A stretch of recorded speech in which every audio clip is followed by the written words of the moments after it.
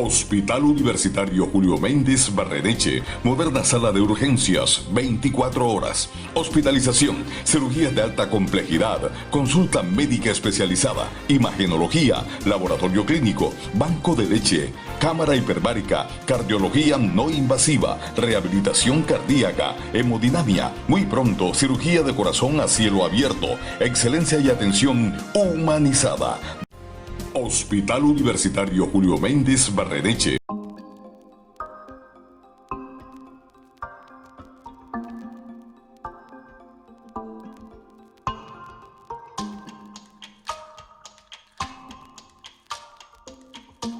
Buenas tardes a todos los participantes.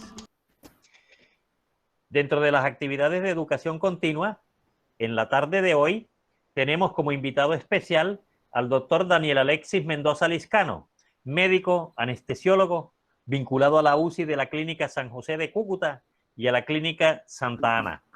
Hoy nos dictará una conferencia sobre el tema ventilación mecánica en el síndrome de dificultad respiratoria aguda. Les habla Álvaro Sade Urueta, soy coordinador del área de docencia servicio del Hospital Universitario Julio Méndez Barreneche de Santa Marta, Colombia.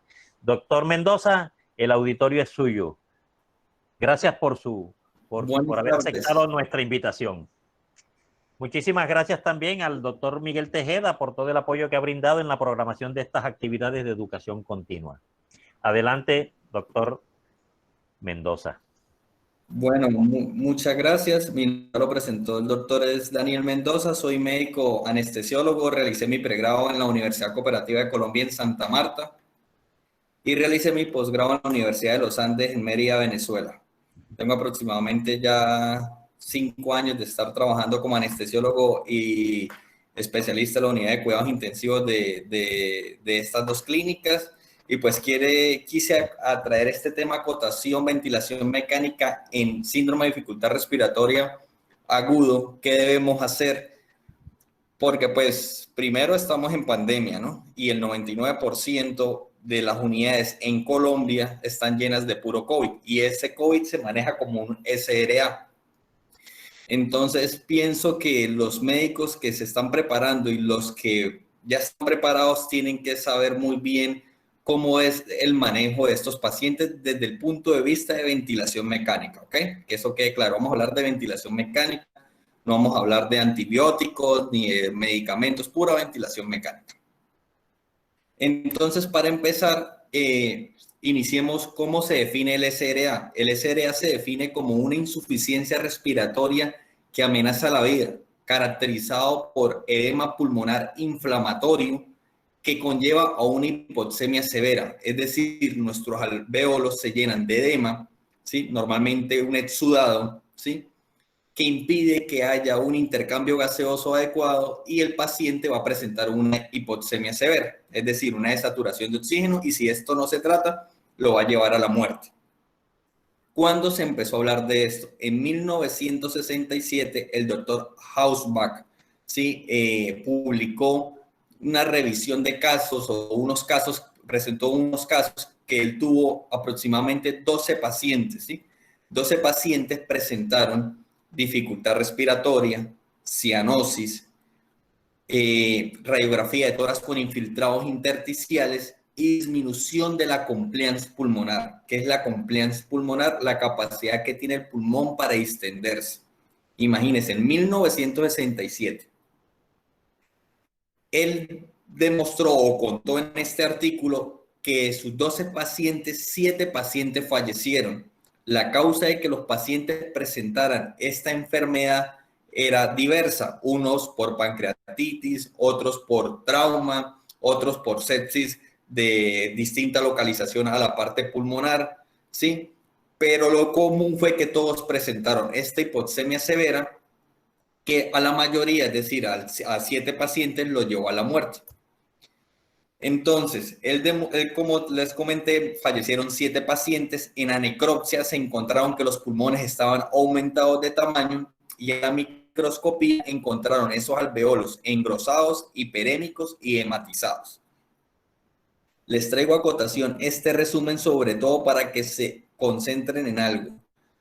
la presión, la PIB, presión al final de la expiración, que es la PIB, él desde 1967 lo manifiesta que nos puede ayudar a combatir la atelectasia y la hipoxemia. Imagínense, desde ese tiempo se habla de la PIB. Pasaron aproximadamente casi 40 años para que no se volviera a hablar del tema, hasta que la conferencia de consensos, tanto americanas como europeas, ¿sí? Es decir, se reunieron los especialistas en cuidado intensivo, tanto Europa como de América, ¿sí? Dijeron, venga, los pacientes se nos están muriendo de una dificultad respiratoria, una hipoxemia, que eso lo describió Aschbaum en 1967 y nosotros no le hemos prestado atención. Entonces desarrollaron una tabla para poder diagnosticar y que nosotros tuviéramos una guía para poder diagnosticar a esos pacientes. Entonces, como ustedes ven en esta tabla, a la izquierda de la pantalla, ¿sí? Ellos clasifican esa enfermedad o ese disestrés respiratorio, ese SSRA, en dos términos. Uno, la injuria pulmonar aguda, y el otro, el SRA. La injuria pulmonar aguda tendría que tener un inicio agudo, ¿sí? Y la PAFI, que es la presión arterial de oxígeno sobre una fracción inspirada de oxígeno, que eso lo podemos evidenciar en unos gases arteriales, ¿sí?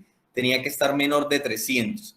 En la radiografía de tórax se encontraban infiltrados intersticiales alveolares y además medían la presión en cuña pulmonar, ¿sí? Con un catéter de Schoen-Ganz, que eso actualmente no se está utilizando, ¿ok?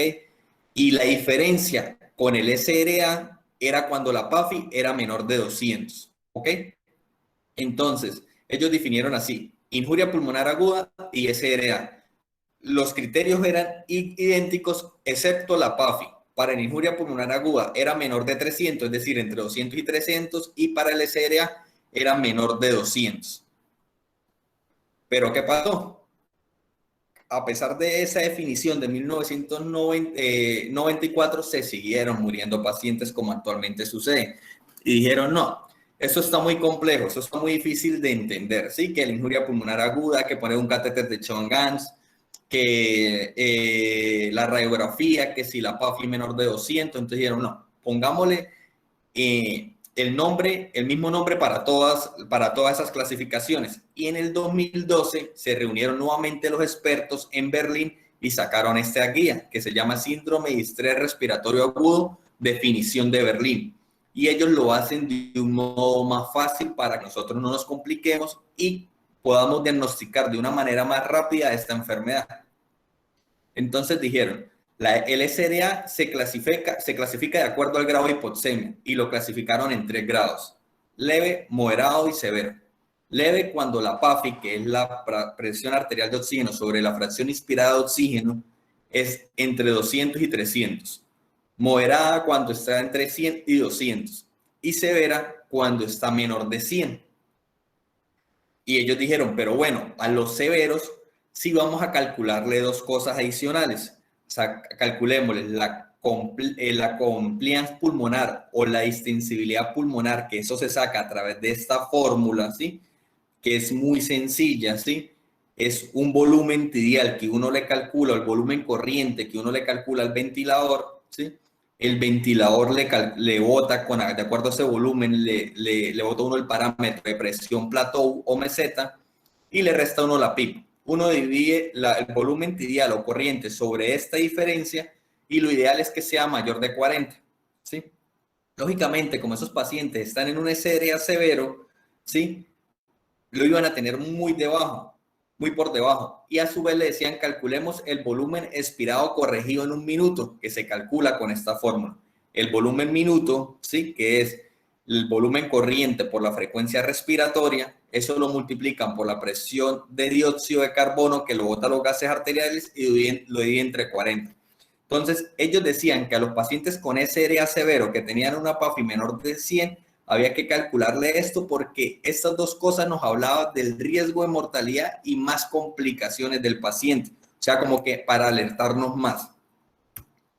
Sin embargo, ellos expusieron estas definiciones en el SRA severo, ¿sí?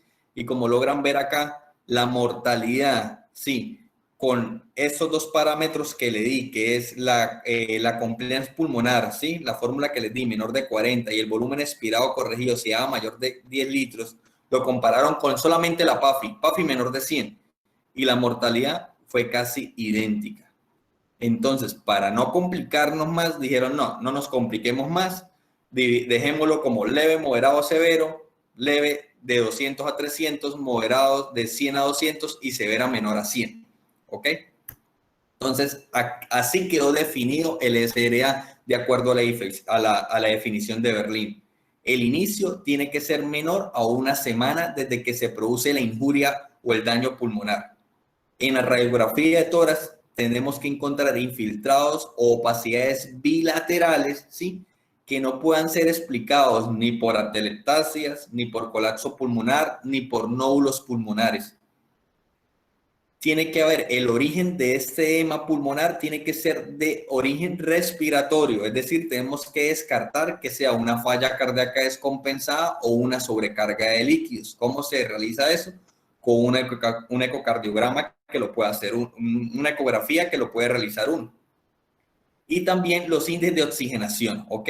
Leve, moderado, severo. Entonces, para nosotros decir que un paciente está ante un síndrome de dificultad respiratoria agudo, tenemos que cumplir estos 4 parámetros, ¿ok? El inicio, la radiografía de tórax, el origen del edema que sea pulmonar y la PAFI. Y lógicamente, de acuerdo a la PAFI, sabemos si es leve o moderado o severo.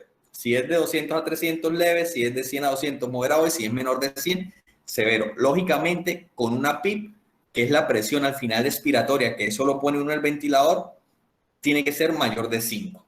¿Ok? Esto es la fisiopatología. Les voy a comentar algo de la fisiopatología de una manera muy rápida, pero que les quede muy claro. Este es el alveolo normal, ¿sí? El alveolo normal está compuesto por células tipo 1, que son células de sostén, células tipo 2, que se encargan de producir el surfactante, ¿sí? También actúan como bombas de sodio-potasio, ¿sí? Y este es el alveolo enfermo.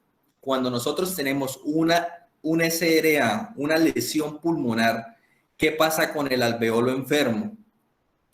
Primero hay un daño del epitelio alveolar. Mire cómo el epitelio alveolar, miren cómo el epitelio alveolar está aquí engrosado, delgado, ¿sí? Y también hay un daño en el endotelio microvascular del pulmón, ¿sí? Ese endotelio y ese epitelio que están dañados permiten la salida de neutrófilos, ¿sí? Que a su vez producen interleuquina 6, interleuquina 10, el factor de necrosis tumoral, la interleuquina 1. Y esto produce que el intersticio, que es donde se realiza el intercambio gaseoso, se llene de edema, de líquido, de coágulo, ¿sí? Y la membrana se ponga más gruesa. Lógicamente, las células tipo 1 y las tipo 2, como ven acá, perdón, las estamos perdiendo. ¿Listo? Y entonces, ¿qué pasa cuando el paciente tiene esa enfermedad? Hay 2 maneras de evolucionar en esa enfermedad. A la derecha de la pantalla, ¿sí? Tenemos, que le estoy señalando acá, es la resolución que todos quisiéramos, ¿sí? Es decir, hay una injuria pulmonar, un SRA, ¿sí? Los neutrófilos, lógicamente, encapsulan o fagocitan a esa bacteria o al causante de su injuria pulmonar, ¿sí? Las células tipo 2 actúan como bombas sodio-potasio, sacan el sodio, al sacar sodio, pues sacan esta agua que tenemos acá, ¿sí? Los canales de acuapurinas también permiten la salida del agua, y las células tipo 1, que son de sostén, también producen endocitosis de proteínas. Esto produce que lógicamente se salga el líquido que está dentro del alveolo, ¿sí? Que produce el edema pulmonar, y esto se reabsorbe y el paciente evoluciona hacia la mejoría. Pero ¿qué puede pasar o qué es lo que muchas veces y comúnmente está pasando, y más con esta enfermedad del COVID-19? Pasa que las células tipo 2 se pierden, ¿sí? Porque la interleuquina 1, la interleuquina 6, el factor de necrosis tumoral producen efectos cicatrizantes, ¿sí? Se produce fibroblastos, microfibroblastos, fibronectina, y lógicamente ni la proteína, ni las bombas de sodio-potasio, ni las acuapurinas actúan, ¿sí? Y se daña todo el endotelio. Y las células tipo 1, como están dañadas también por todo esto, pues no producen esa fagocitosis de proteína de ese líquido que está en el alveolo. Y el paciente evoluciona, como vemos acá, hacia una fibrosis pulmonar, ¿sí? Y eso es lo que pasa en los pacientes. Si el paciente no evoluciona o no se trata esa injuria pulmonar, en el caso, por decir algo, que sea bacteriana, si el paciente no se le aplica su antibiótico y no se maneja de acuerdo a las guías adecuadas del punto de vista infeccioso, el paciente puede terminar una fibrosis pulmonar que lo puede terminar matando, lo puede dejar oxígeno dependiente. Entonces, ¿cuáles son las causas más comunes de SRA? Ahí tenemos causas directas e indirectas. Causas directas, pues una neumonía, una broncoaspiración, que pues es algo o una de las causas más comunes en anestesia, una injuria por inhalación de tóxicos, una contusión pulmonar, una vasculitis pulmonar, ¿sí? Y las indirectas, pues una sepsis que no sea de origen pulmonar, una pancreatitis, un choque no cardiogénico, ¿sí? Por una sepsis urinaria, una transfusión aguda, un trali, ¿sí? Eso también nos puede producir una SRA. Entonces, ya sabemos cómo se diagnostica el SRA de acuerdo al criterio de Berlín o las guías de Berlín, que es lo que actualmente se está utilizando, ¿sí? Ahora vamos a hablar de cómo se trata este SRA desde el punto de vista ventilatorio. Normalmente hay poco o hay muy pocas guías de ventilación mecánica para el manejo del SRA. ¿Por qué? Porque hay muchos grupos, ¿sí? Unos a favor de unos manejos ventilatorios, por decir algo, con PIB alto, otros con volúmenes altos. Entonces, eso ha llevado a mucha discusión. Sin embargo, basado en la evidencia, las sociedades científicas ya empezaron a sacar unas guías. Esta guía fue realizada en el 2017 por la Sociedad Americana de Tórax, pero no solamente fueron los americanos, como pueden ver el encabezado, se reunió la Sociedad Europea, la Sociedad Americana de Cuidado Crítico, ¿sí? Y dieron esta guía. Y en el 2019 la Sociedad Francesa de Cuidado Intensivo también dio una guía que es prácticamente muy parecida a esta sobre la ventilación mecánica en SRA. Entonces, ellos manifiestan en esta guía que la ventilación mecánica es la piedra angular del SRA, es decir, es nuestro caballito principal para poder batallar esta enfermedad. Si nosotros con un SRA, tenemos un paciente con SRA, no lo ventilamos, así le coloquemos los antibióticos, lo tratemos adecuadamente, el paciente va a fallecer. La ventilación mecánica es una medida de sostén que nos va a permitir que el paciente tolere o se mantenga con sus pulmones y oxigenado adecuadamente, mientras que nosotros tratamos la causa de injuria pulmonar. Ellos se reunieron en el 2013, pero la guía la sacaron en el 2017 y sacaron esta guía con base a preguntas, lógicamente realizando una revisión bibliográfica en estos buscadores que les estoy mencionando aquí abajo. Entonces, ¿cuáles son los objetivos de nuestra ventilación mecánica? Cuando nosotros tenemos un paciente con SRA que ya lo intubamos y está en una unidad de cuidados intensivos, nosotros tenemos objetivos. El primero es tener una presión arterial de oxígeno mayor de 60 milímetros de mercurio. Ojo, con una FiO2 menor del 60%. ¿Listo? Tenemos que tener un CO2, una presión de dióxido de carbono entre 35 a 45.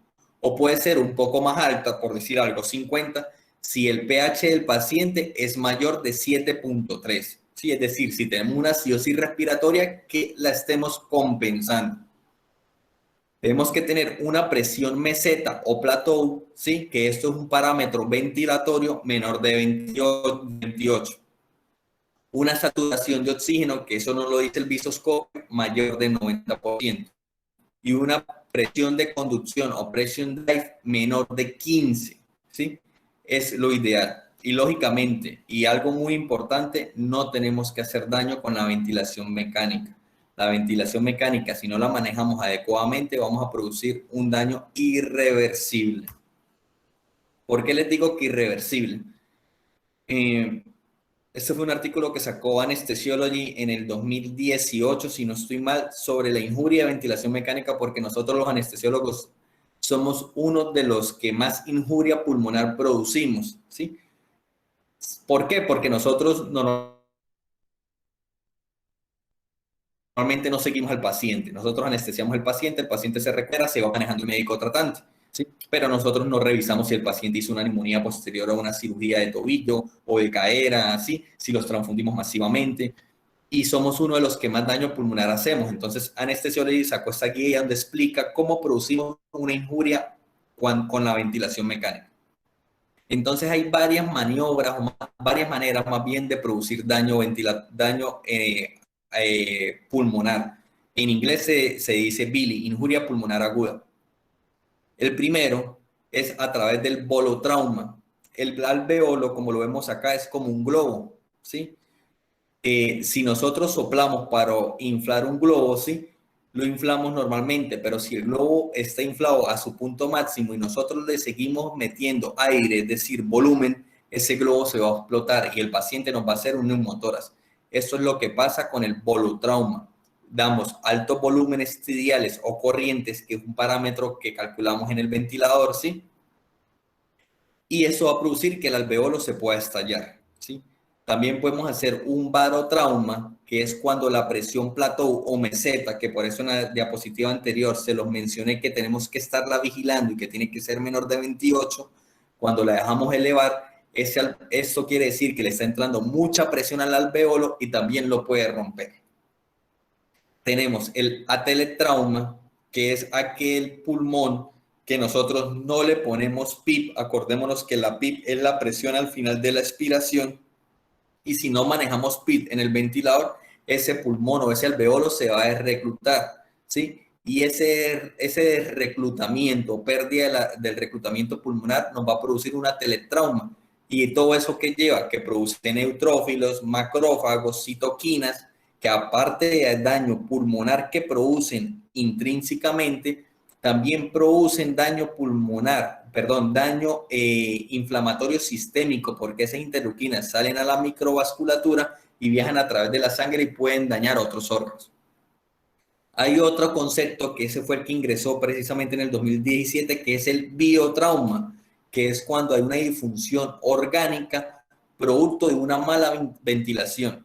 Si yo produzco que este alveolo se infle y se colapse, ¿sí? Se producen estas interleuquinas y viajan al sistema, por el sistema sanguíneo, nos pueden producir insuficiencia renal, insuficiencia del sistema digestivo, insuficiencia cardíaca, daño cardíaco, y el paciente lógicamente puede fallecer. A su vez, hay que tener en cuenta otras cosas. Si nosotros tenemos una sepsis que no estamos tratando, el paciente también nos puede hacer una injuria por ventilación. O si hacemos una transfusión masiva, pues lógicamente producimos un trali y lógicamente el pulmón se llena más de agua y pues la injuria pulmonar va a ser mayor. Entonces ustedes me van a decir, bueno, doctor, pero bueno, ¿cómo ventilamos? ¿Cómo empezamos? Entonces, ¿cómo ventilamos un paciente por SRA?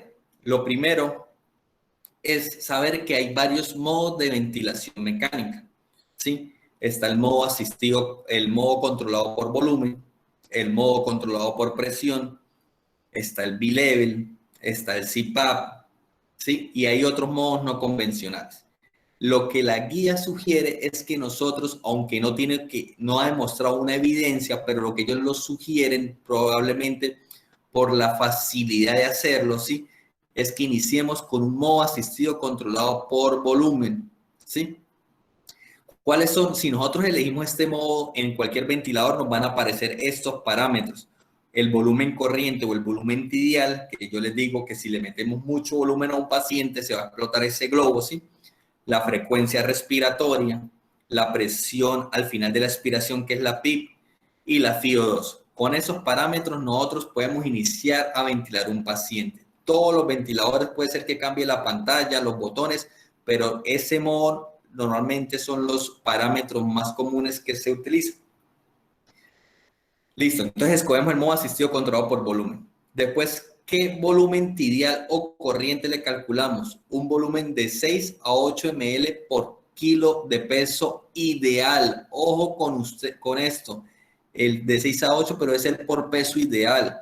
Si yo me llega un paciente a la UCI, un paciente obeso de 140 kilos, el pulmón no es grasa, ¿sí? Entonces yo no le voy a meter, si lo multiplico por decir algo, que me pese 100 kilos y yo escojo 8 ml por kilo, no le voy a colocar 800 ml de volumen aquí, porque le daño el pulmón, ¿sí? El peso debe ser el peso ideal, que ya les voy a dar la fórmula, ¿sí? ¿Qué frecuencia respiratoria le calculo?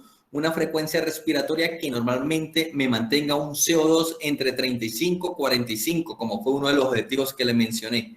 ¿Y qué PIP inicio? Aproximadamente con una PIP de 8. No quiere decir que usted no puede iniciar con una PIP más baja, puede iniciar con una PIP más baja de 6.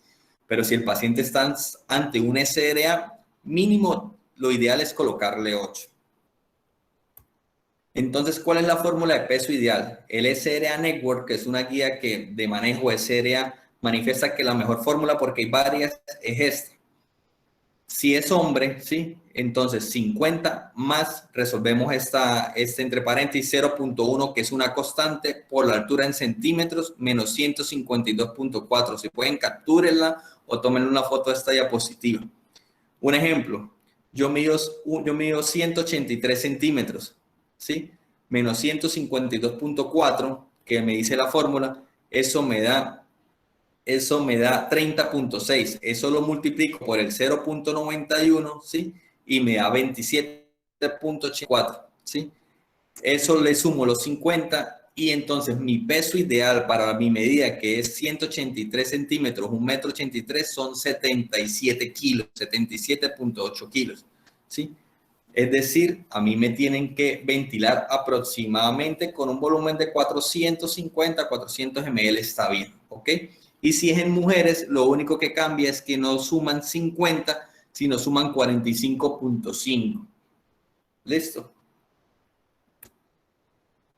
Entonces, ¿qué debemos revisar cuando empezamos a ventilar? Entonces, listo, nosotros ya conectamos el paciente al ventilador, modo asistido controlado por volumen, con un volumen de 6 a 8 ml por kilo de peso ideal, con una frecuencia respiratoria para mantener un CO2 entre 35 y 45. Si estamos ante un SDA severo, mínimo el paciente se le debe colocar por ahí 16 a 18, porque nos va a retener CO2, ¿ok? ¿Y qué PIP? Un PIP de 8. ¿Qué vigilamos? Nosotros en el ventilador nos van a aparecer unas gráficas y nos van a aparecer unas medidas. Ojo con esto, porque esto se lo tienen que aprender muy bien porque lo van a utilizar mucho.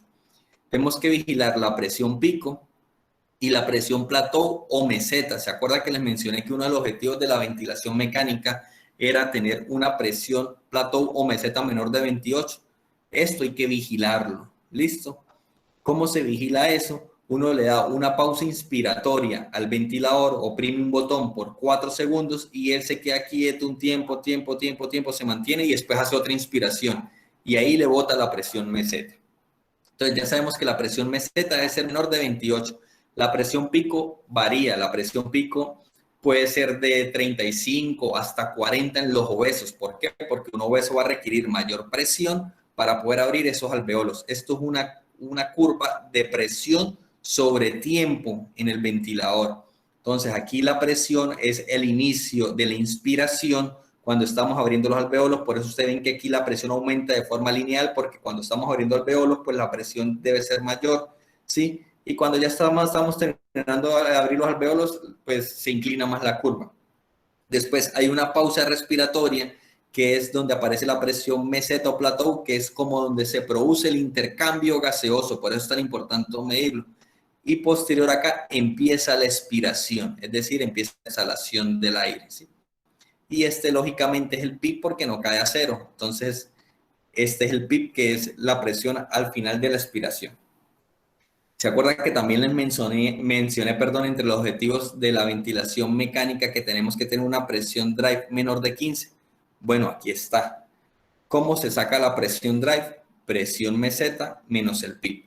Lo ideal es que sea menor de 15. Si es mayor de 15, el paciente tiene alto riesgo de morbimortalidad y nosotros le estamos ayudando con esa ventilación. Entonces tenemos que ajustarle parámetros. ¿Cómo disminuimos esta presión meseta? Podemos disminuirla disminuyéndole el volumen, es decir, si yo tengo una persona ventilada 8 ml por kilo y me está haciendo unas presiones meseta mayores de 28, ¿sí? Y lógicamente su presión drive o presión de conducción es mayor de 15, yo le bajo ese volumen a 6, ¿sí? Hasta 4.5 se puede bajar, sin embargo, pues esos pacientes van a retener mucho CO2 y probablemente vayan a requerir una terapia extracorpórea. Le bajo ese volumen. O si lo tengo con un pic muy bajo y la presión meseta es menor de 28, pues, y el paciente lógicamente está desaturado, pues puedo subirle el pic si la presión me lo permite. Lógicamente, si yo aumento la presión meseta me puede aumentar.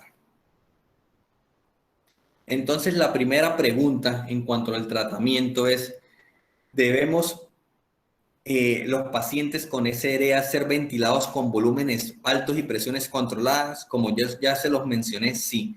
El volumen ideal para iniciar, como se los mencioné en las diapositivas anteriores, es de 6 a 8, pero usted puede bajar hasta un volumen de 4 ml por kilo si es de peso ideal, sí, para poder controlar esas presiones. Con una presión plateau, les dije que menor de 28, la guía de la Sociedad Americana de Toras dice que menor de 30, ¿sí? Y estudios actuales sugieren una presión menor de 15, el delta de presión o la presión de conducción, que es la presión plateau o presión meseta menos el PIB. Esto es una recomendación fuerte, o sea, lo tenemos que hacer, ya demostró evidencia. Segunda pregunta. ¿Los pacientes en SRA deben recibir ventilación mecánica en posición en prono, es decir, acostados boca abajo? Sí. Se demostró en varios estudios, que ya se los muestro a continuación, donde los pacientes que tienen un SRA moderado a severo, es decir, cuando la PAFI está entre 105, moderada de 100 a 200, ¿sí? Entonces, cuando dicen moderada a severo, es decir, menor de 150.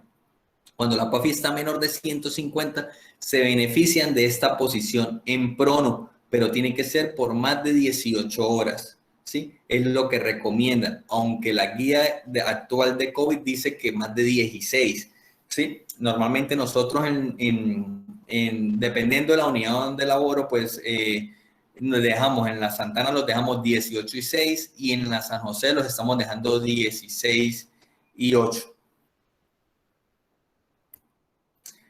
¿Qué me avala o qué me... perdón, mire, esto tiene una recomendación fuerte también, ¿ok? ¿Por qué tiene una recomendación fuerte? Porque tenemos estos dos estudios. Tenemos este estudio que hizo el doctor Claude Wedding, que es uno de los padres de la ventilación mecánica, sobre todo en prono. Y este estudio también lo estuvo a cargo él, ¿sí? Como vemos aquí estuvo en los dos estudios. Este fue en el 2013 y este estudio fue en el 2017. Con este estudio, que es el famoso PROSEBA, ¿sí? Se demostró que los pacientes que se pronaban disminuían significativamente la mortalidad a los 28 y a los 90 días. Es decir, los pacientes se beneficiaban de esta pronación. Ellos escogieron aproximadamente, creo que fueron 800 pacientes, ¿sí? Y demostraron que los pacientes que se colocaban más de 18 horas, por eso la diapositiva anterior dice que 18 horas, porque en este artículo lo sugieren así, que la posición en prono tiene que ser 18 horas, mejoraba esa mortalidad. Después, en el 2017, ellos miraron a través de este estudio, que es el APRONET, ¿sí? Que es el estudio que también estuvo apoyado por el SRA Network, el grupo que sacó la guía también de peso ideal, ¿sí? Ellos trabajan solamente en pura ventilación mecánica. Demostraron que la prevalencia de posición en prono solamente fue un 32.9% en los pacientes con SRA. Es decir, que a pesar de que se ha dicho desde el 2013 que la mortalidad disminuye a los 28 y 90 días, solamente el 32% de los pacientes se estaban pronando. Y eso que se demostró que las complicaciones fueron de esta posición, como es que el paciente se estube, que se le salga el catéter central, que presente úlceras por decúbito, son muy bajas o son muy bajas, y a pesar de eso no se estaba utilizando esta posición o esta maniobra en prono. Entonces, la pregunta 3, ¿los pacientes con SRA deben recibir una ventilación oscilatoria de alta frecuencia? Este es un tipo de ventilación que utiliza un aparato distinto, ¿sí? Pareciera como si fuera un BiPAP, o con eso que le colocan a los pacientes cuando sufren de apnea obstructiva del sueño, ¿sí? Pero es a través como una cálula nasal especial, esto es flujo de alta frecuencia, y ellos no recomiendan eso. Y es una recomendación muy fuerte. ¿Por qué? Porque el estudio que no recomienda eso salió en el 2015, que es el Oscar, ¿sí? Y demostró que la ventilación oscilatoria a alta frecuencia no tuvo efectos en la mortalidad a los 30 días en pacientes adultos que recibieron ventilación mecánica por SRA. La pregunta 4. ¿Los pacientes con SRA deben recibir alto PIB o bajo PIB? La respuesta es que deben recibir un PIB alto. Lógicamente, el PIB de cada persona es distinto, ¿sí? Si ustedes le llegan a preguntar en un examen, ¿sí?, ¿cuál es el PIB ideal? No en números, porque el PIB mío va a ser diferente al PIB del doctor Álvaro, ¿ok? Porque somos y tenemos pulmones distintos. El PIB ideal se define, o el PIB óptimo se define como 2 puntos por el punto de inflexión inferior de la curva presión-volumen. Ya se la va a mostrar. Perdón, Doc, parece que comenzó a presentar, un momentico, Doc, parece que comenzó alguien a presentar. Déjeme ver que lo sacaron a usted. Un segundito, Doc.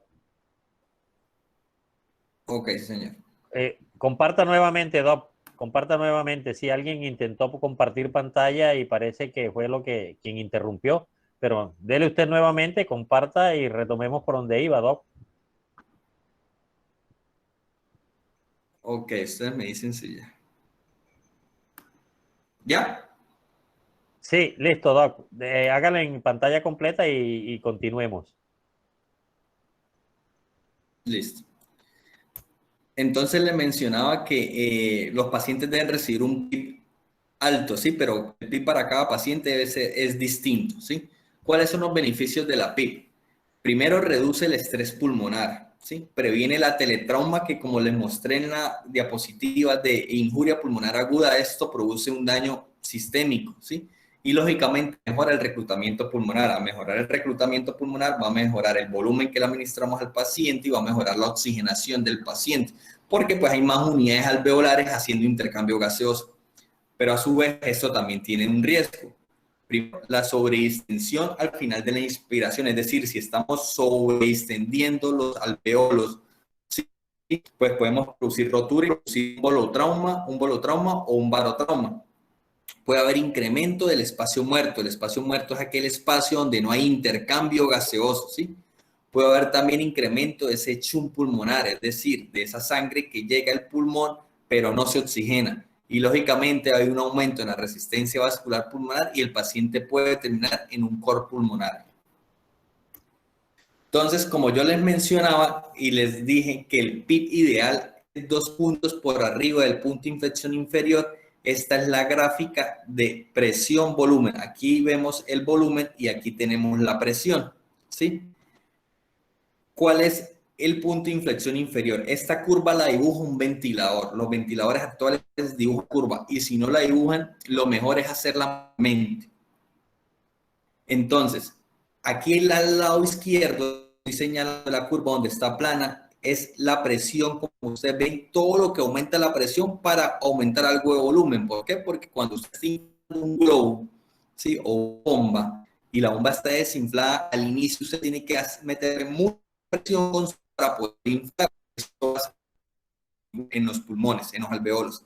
Al inicio hay que meter mucha presión para poder empezar a inflarla. Después de que superamos esa presión inicial para poder inflar esos alveolos, ¿sí?, el volumen empieza a aumentar linealmente, como vemos acá, que en este sitio es donde nosotros queremos estar, es decir, en el volumen correcto. Por eso les puse volumen tidial, ¿sí? Es decir, donde inflemos sin dañar el pulmón, es decir, aumentamos una presión o ingresamos una presión de aire y produce un volumen adecuado. Pero si nosotros ya tenemos el pulmón como esta gráfica sobredistendido, el alveolo, perdón, sobredistendido, y le seguimos metiendo presión, es decir, le metemos más volumen, mire cómo se desvía nuevamente la gráfica hacia la derecha. ¿Por qué? Y ya para el alveolo necesitamos mucha presión, mire lo que se abre mínimamente. Entonces, para resumirle, este es el punto de inflexión inferior y este es el punto de inflexión superior, ¿ok? ¿Cuál es el PI ideal? 2 puntos, sería aquí por arriba, este es el punto de inflexión inferior, ¿sí? 2 puntos por arriba el punto de inflexión inferior, ¿listo? Y en esta línea es que nosotros nos queremos mantener, ¿ok? Aquí traigo una imagen de un ventilador y esta es la gráfica que les digo que les muestra el ventilador. Mire, esta es la presión y este es el volumen. Mire, este paciente probablemente le falte más PIP, ¿ok? Porque mire cómo la curva se aplana toda la presión que tiene que hacer para meter este poquito de volumen. Y mire que cuando llega prácticamente un PIP de 24, que es demasiado alto, o sea, este paciente tiene que tener ese pulmón muy enfermo. Mire lo que ingresa de volumen, listo. Entonces este es el punto de inflexión inferior y este es el punto de inflexión superior, ¿ok? Solamente lo traje a acotación para que lo vieran, no para hablar del paciente, sino para que vieran cómo los ventiladores la dibujan. Entonces esa es la primera manera de nosotros poder hallar la PIP óptima, a través del bucle o la curva presión-volumen que nos bota el ventilador, ¿listo? ¿Cuál es la otra manera? Y es la más fácil. Es hacerlo manualmente, es decir, dibujar manualmente nosotros esa curva. ¿Cómo la dibujamos? Hacemos este cuadro. Normalmente nosotros en la unidad pues lo hacemos ya, se puede decir mentalmente, ¿sí? Cuando estamos haciendo la mecánica respiratoria de los pacientes y nosotros, por decir algo, empezamos con un volumen allá de 8, como les comenté, ¿sí? Si nosotros tenemos y le calculamos un volumen de 500, esto es una medida al azar, ¿sí? Nosotros calculamos un volumen de 500, lógicamente ustedes saben que el volumen debe ser de 6 a 8 por kilo, si no es el ejemplo. Si nosotros ponemos un volumen de 8 ml por kilo con un PIP de 8, como vemos acá, la presión meseta es de 23, ¿sí? Si nosotros, ¿qué hacemos después de eso? Miramos la meseta, 23, y miramos también, vigilamos la saturación de oxígeno. Luego aumentamos 2 puntos la PIP, es decir, a 10, y vigilamos la presión meseta. ¿Cuánto aumentó la presión meseta? Solamente 1 punto. Después aumentamos 2 puntos la presión, la PIP. ¿Cuánto aumentó la presión meseta? No aumentó ni 1 punto, se mantuvo igual. Después aumentamos 2 puntos la PIP, la llevamos a 14. ¿Cuánto aumentó la presión meseta? 2 puntos, a 26. Después llevamos el PIP a 16, ¿sí? ¿Cuánto aumentó la presión meseta? 2 puntos, 28. Después aumentamos la PIP a 18 y valoramos la presión meseta. Si la presión meseta se eleva más de 2 puntos, estamos produciendo sobredistensión pulmonar, es decir, estamos en la parte superior de la curva y estamos dañando los alveolos, ¿sí? Entonces, ¿cuál es el punto de inflexión inferior? Cuando la presión meseta empieza a aumentar más de 2 puntos, es decir, el punto de inflexión inferior en la curva, imaginándonos la curva, es 12, el de este paciente. Y como les dije que el PIP ideal era 2 puntos por arriba del punto de inflexión inferior, entonces nuestro PIP ideal de este paciente es 14. ¿Por qué 14? Porque por arriba ya estamos produciendo sobredistensión. Así debemos hallar la PIP óptima para cada paciente. Hay otra manera de encontrar la PIP óptima, pero pues es más subjetiva, que es mirando otra curva que es presión sobre tiempo que nos mide el ventilador, ¿sí? Y hay 3 clasificaciones. Esto se llama el índice de estrés. Lo normal es que sea un índice de estrés de 1 y que vigilamos que esta curva ascienda, ¿sí? Linealmente. Si tenemos una curva que asciende, ¿sí? Con una parte al final como aumenta, aquí está como cóncava, ¿sí? Eso quiere decir que estamos produciendo sobredistensión, es decir, tenemos mucho PIP al este paciente. Y si aquí tenemos una curvatura convexa, quiere decir que estamos haciendo reclutamiento tidal, es decir, que el paciente todavía le falta mayor PIP. Pero como les digo, esto es algo subjetivo porque pues, los ventiladores normalmente dejan congelar esta gráfica y verla, pero pues a usted le puede parecer lineal, a mí no. Por eso entiendo que la manera más fácil es la forma manual y es algo más objetivo. La pregunta 5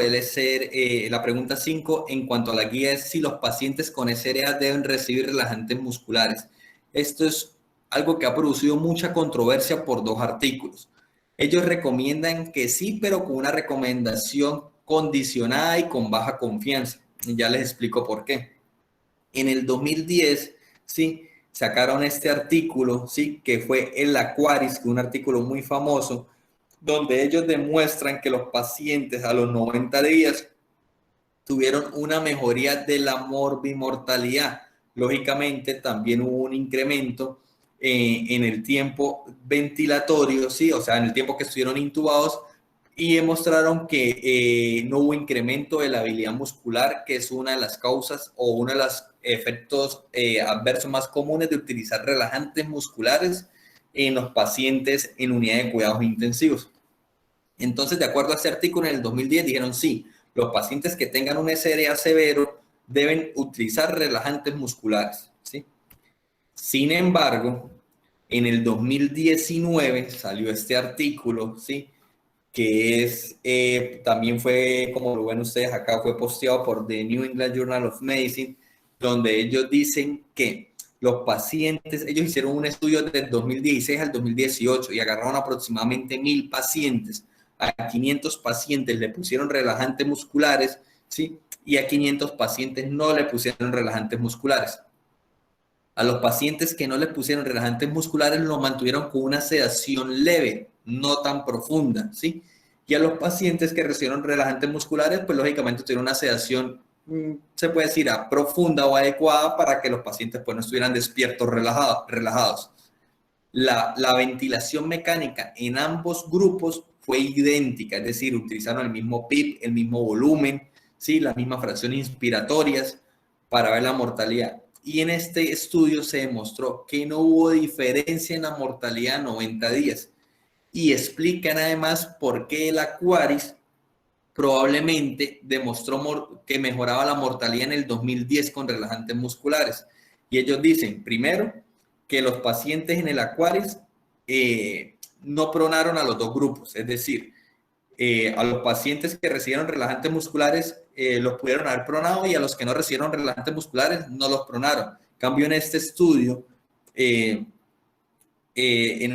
sí pronaron a todos los pacientes, ¿ok? A los que requerían de los 2 grupos. Otra causa es que ellos decían que los pacientes en el Aquaris, para poderse dejar ventilar, pues ellos justificaban que los pacientes tenían que estar con una sedación mayor, no utilizar una sedación guiada por objetivos, es decir, con BIS, con monitorización cerebral, para si el paciente tenía una sedación adecuada, sino a todos los sedaron profundamente. Entonces ellos decían, pues lógicamente, como los pacientes se sedaban profundamente, ¿cuáles son los efectos adversos de la sedación profunda? Del midazolam, del fentanil, pues hipotensión, bradicardia, y eso a su vez pues, produce hipoperfusión orgánica, y por eso los pacientes se podían morir más. Entonces, en conclusión, de acuerdo a este estudio, ellos recomiendan que todos los pacientes, o sea, por ley, no deben recibir relajantes musculares. ¿Cuándo deben recibir relajantes musculares? Cuando usted tiene un paciente que lo tiene ventilado, lo tiene con una sedación adecuada, ¿sí? De acuerdo a sus objetivos, y sin embargo el paciente tiene asincronismo con la ventilación mecánica. Es decir, el paciente empieza a respirar por un lado y empieza el ventilador a chocar con las respiraciones del paciente. Y esto, pues lógicamente, no va a aumentar las presiones porque está la presión con la que el paciente respira, más la presión del ventilador y aumenta las presiones pulmonares y eso, como ya les dije, es una causa de mortalidad. Entonces, en esos casos hay que relajarlos. Entonces, para resumirle, y es lo que normalmente nosotros intentamos utilizar y lo que estamos haciendo, solamente intentamos relajar los pacientes que hacen asincronismo con la ventilación mecánica. Actualmente, ante esta enfermedad del SRA por COVID, les comento, los pacientes hacen mucho asincronismo con la ventilación mecánica y creería yo que de nuestros pacientes más del 90% ha requerido infusión de relajantes musculares.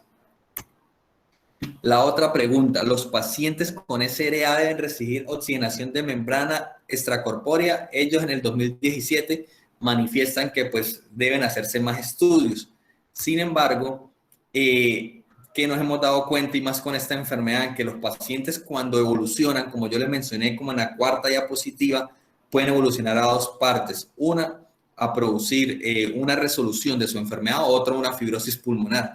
Si el paciente va para una fibrosis pulmonar, lo único que lo puede ayudar a sobrevivir y mejorar es la membrana de oxigenación extracorpórea. Y aquí están las indicaciones o los criterios para llevar oxigenación extracorpórea. No se lo voy a mencionar porque pues eso es ya algo más avanzado y eso es otra charla, ¿sí? Pero sí tomen la captura o tomen la foto de esta diapositiva porque, mire, como pueden ver, esto salió en este año, en el 2020. Eso fueron las guías del 2019 por lo del COVID y la sacaron en el 2020. Y pues aquí están los criterios para llevar a un paciente a ECMO. Nosotros en la Clínica San José utilizamos o tenemos tres dispositivos de oxigenación de membrana extracorpórea.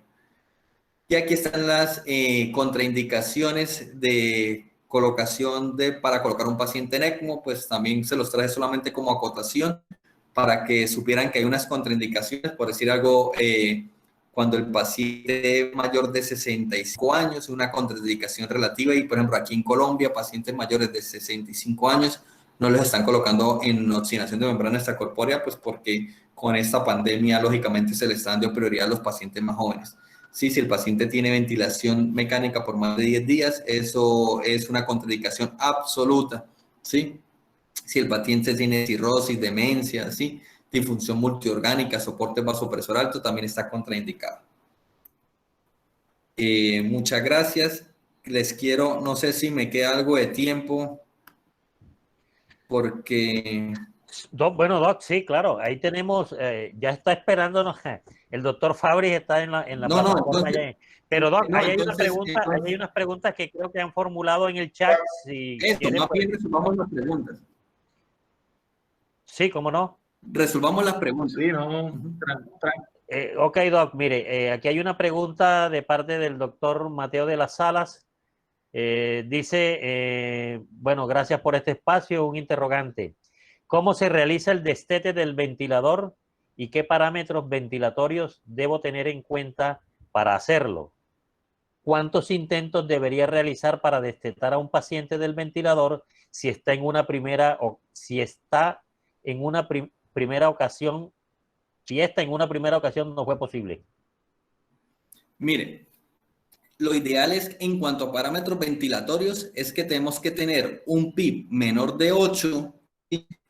Las PAFI, que es la relación entre fracción inspirada de oxígeno, presión arterial de oxígeno y sobre FiO2, pues tienen que ser mayores de 250.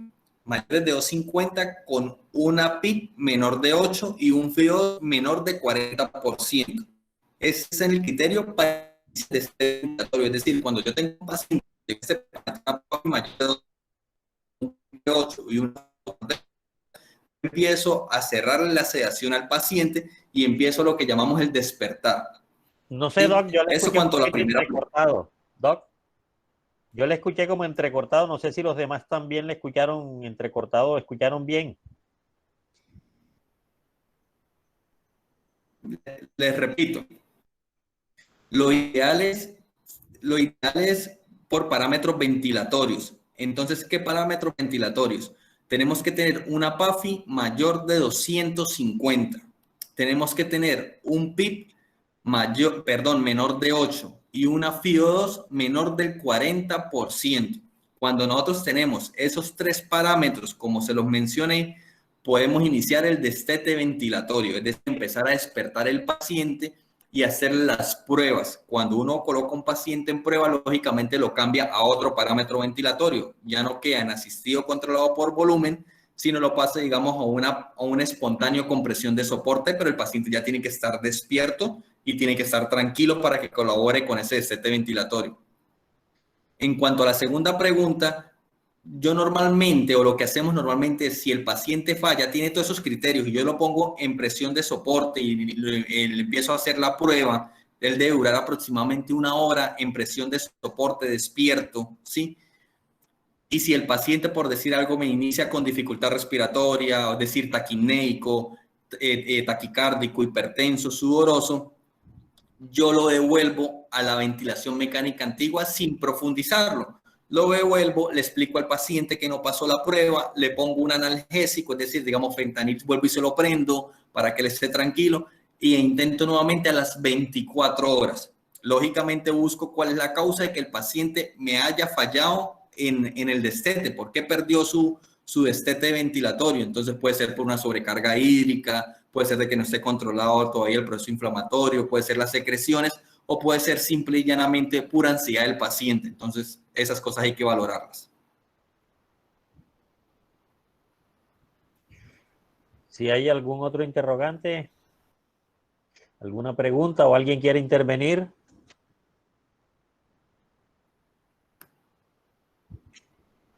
Parece que no, doctor Mendoza. Ah, sí, ya aquí. Veamos. La doctora Claudia Sandoval pregunta, ¿cuántos días debe recibir prono un paciente COVID? O si recae, ¿está recomendado nuevamente realizar prono? Bueno, esa es una pregunta bastante buena e importante y los estudios todavía no han reportado la evidencia, ¿sí? Pero ¿qué se va a hacer? Lo ideal es que un paciente mínimo esté 3 días pronados, ¿sí? Lógicamente, con lo que les dije, 18 horas en prono, 6 en decúbito, es lo que recomiendan las guías, ¿sí? Y si el paciente recae, se dice que probablemente la pronación no vaya a servir, es lo que dicen los expertos. Sin embargo, ellos aseguran, más no quieren decir que no lo podamos volver a pronar. Nosotros normalmente volvemos y los pronamos, ¿sí? Y miramos si el paciente no presenta ninguna una contraindicación para este procedimiento, es decir, que no se nos hipotense, que no se nos bradicardice, y volvemos y lo intentamos y lo pronamos, ¿sí? Pero normalmente cuando el paciente no mejora la pronación, ¿sí?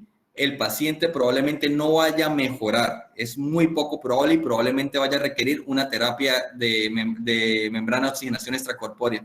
Entonces, para resumirle, mínimo 3 días debe estarse pronando el paciente, ¿sí?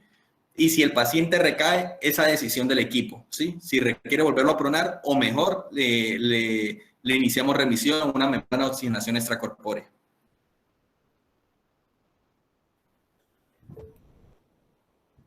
Gracias, doctora Claudia, por intervenir con su pregunta. Igual al doctor Mateo. Si alguien más quiere intervenir. Si no, pues, Doc Mendoza, muchísimas gracias. Muy interesante, muy completa su charla. Nos ha gustado mucho y pues esperamos volver a contar con su presencia en estas actividades. Mire, les quería comentar algo que fue lo que no les alcancé a mostrar. Porque yo sé que aquí hay muchos internos, se tienen que familiarizar con la ventilación mecánica. Estamos en pandemia y ustedes se van a graduar. No sabemos el día de mañana el que ustedes se gradúen, puedan hacer el rural y inmediatamente tengan que ir a ayudarnos a las unidades de cuidados intensivos. Somos muy pocos los especialistas. Yo no soy intensivista, pero pues tengo mucho tiempo y estoy entrenado para trabajar en la unidad de cuidados intensivos. Y somos muy pocos especialistas los que trabajamos en la UCI y requerimos mucha ayuda de los médicos generales. Entonces es importante que ustedes se familiaricen con los ventiladores mecánicos y eso es muy fácil, que los quería mostrar, pero lógicamente no alcanzamos. Busquen en Google simuladores de ventiladores mecánicos y ahí les sale en español y ustedes con eso pueden jugar a subir el volumen, a subir la fracción inspirada de oxígeno, a ponerle el PIP y es igualito que un ventilador. ¿Listo? Muchísimas gracias por la invitación y espero que les haya servido bastante la charla. Muy interesante, doctor Mendoza, y como le digo, queda comprometido para otra charla. Bueno, que estén muy bien, gracias.